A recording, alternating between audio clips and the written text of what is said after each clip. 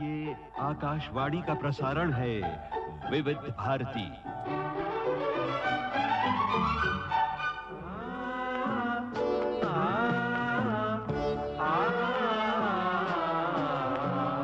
संगीत सरिता।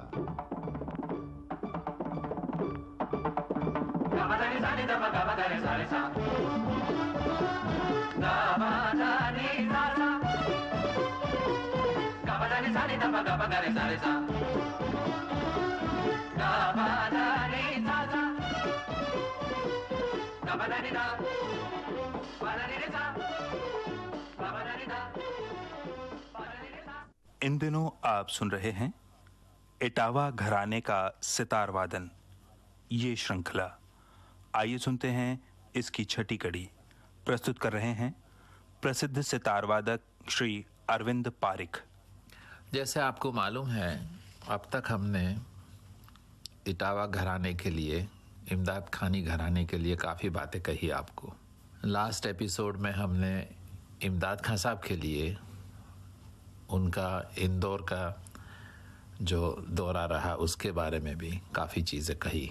मैंने ये कहा, लास्ट में ये कहा था कि इनायत खान साहब के लिए अभी हम कुछ आगे कहेंगे, लेकिन मेरा ख्याल है कि इमदाद खान साहब की एक दो तीन रिकॉर्ड्स जो बजा ले हम, तो उनका म्यूज़िक के लिए, उनकी शैली के लिए थोड़ा सा ज़्यादा हमको पता लगेगा। मैंने पहले बताया था आपको कि सितार का जो स्टाइलिस्टिक इवोल्यूशन हुआ है, सितार की जो शैली के लिए बरसों से एक नहीं दूसरा, दूसरा नहीं तीसरा, ऐसे सितारियों ने जो तरक्की करी है, उसमें जहाँ तक शैली की बात, जहाँ तक स्टाइल की बात आई है, वहाँ मेरा एक ऐसा ख्याल था कि राइट हैंड का काम से सितार की शैली, स्टाइल शुरू हुई। कहने का मतलब ये है कि पहले ज़माने में राइट हैंड का काम बहुत होता था, लेफ़्ट हैंड रिलेटिवली स्टेशनरी था। धीरे धीरे करके राइट हैंड भी ज़्यादा फिरने लगा और एक ज़माना ऐसा आया कि जिसमें राइट और लेफ़्ट दोनों एक सरीखे काम करने लगे। आजकल के ज़माने में राइट तो वही जगह पे रहा, लेकिन लेफ़्ट बहुत आगे निकल गया। शायद आप लोगों को मालूम है कि राइट हैंड से रिदम पैदा होता है ज़्यादातर, और लेफ़्ट से मेलोडी या तो तरीका और बाबत, इसी को भी हम इसी तौर से कह सकते हैं। इमदाद खान साहब का बाज की जहाँ तक सवाल है, वहाँ तक वो राइट हैंड का काम बहुत ज़्यादा करते थे। सुरबहार भी हालांकि उन्होंने बजाया है, तो हम उनकी एक सुरबहार की रिकॉर्ड सुनेंगे जिसमें उन्होंने जौनपुरी बजाई है, और उसके बाद एक या दो रिकॉर्ड्स उनके सितार की सुनेंगे। तो पहले हम उनके बाज के बारे में बात करें, उससे पहले थोड़ा सा उनका जौनपुरी का सुरबहार का रिकॉर्ड सुने हम।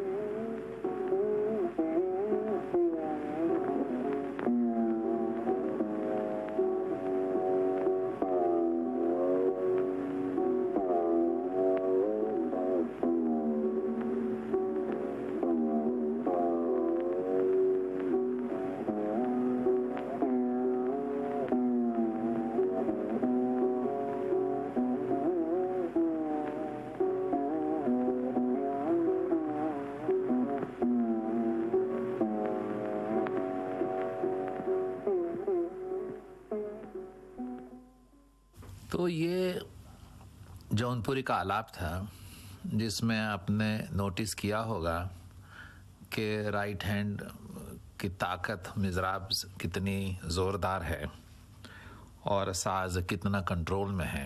अब को हम सुनाएंगे उनकी सितार की रिकॉर्ड। जैसे मैंने पहले भी कहा था कि यमन उनका बड़ा मशहूर था, तो पहले आपको हम यमन की रिकॉर्ड सुनाते हैं। उसमें ख़ास नोटिस आप ये करिएगा कि राइट हैंड का काम कितना ज़्यादा है, राइट हैंड का काम कितना इम्पॉर्टेंट है और कितना कसदार है। बोल की निकास देखिएगा आप कि क्या तैयारी से, क्या सफाई से, क्या कस से हो रही है।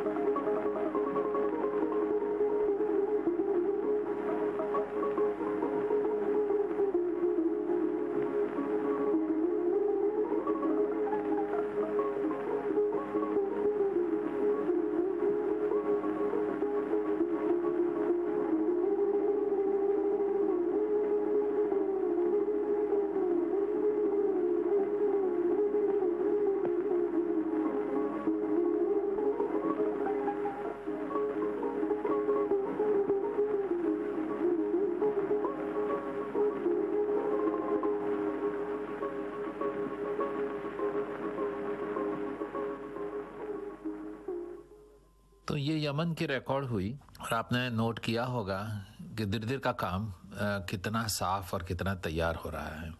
आपने ये भी नोटिस किया होगा कि कई फ्रेजेस प्री कंपोज्ड है, ख़ास करके ये घराने में कई चलन राग के फ्रेजेस पर्टिकुलर जगह के ऊपर बने हुए बजाते हैं और वो सिलसिला आज तलक, मतलब विलायत खान साहब तलक चालू है। कई फ्रेजेस हम लोग आज भी बजाते हैं हर एक राग में, जो बनाई हुई पुराने बांधे हुए फ्रेजेस कहना चाहिए। अब थोड़ी देर हम बिहाग भी सुने उनका, तो एक अंदाज आएगा कि राइट हैंड का काम उसमें भी कितना तैयार है।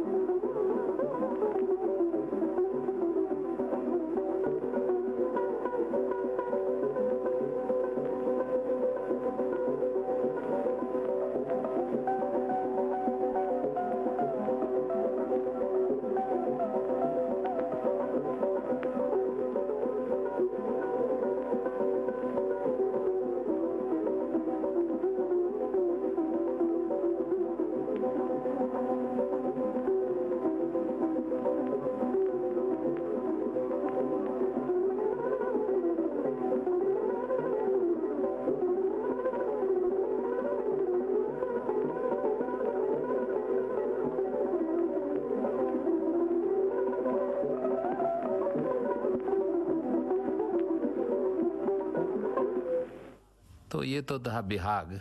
मेरा ख्याल है कि ये रिकॉर्ड यमन के रिकॉर्ड से ज़्यादा साफ थी और हमको ज़्यादा अंदाज़ आया कि कितनी बेहतरीन सितार वो बजाते थे। उनका राइट हैंड दिर का बोल, दारा दिर का बोल कितने साफ थे और क्या मीन में भी दारा दिर वो खींच सकते थे वगैरह, उसका हमको अंदाज़ आया।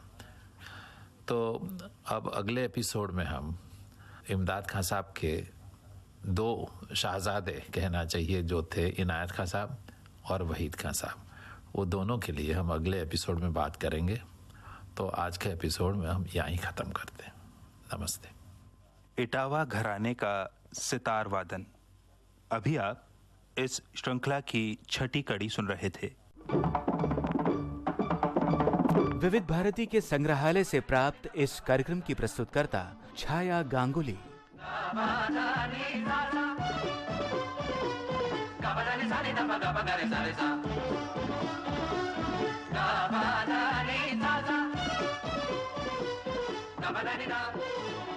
Ba-da-dee-da.